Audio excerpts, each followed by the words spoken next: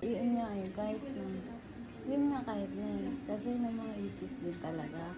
So, ano lang, ang dami oh, grabe. Hindi ko kasi nagtitest ng pag-iwas.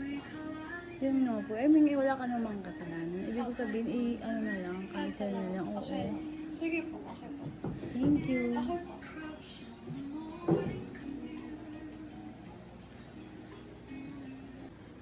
Babalik ko po ba yung ano? Yes. Sige. Refund na lang.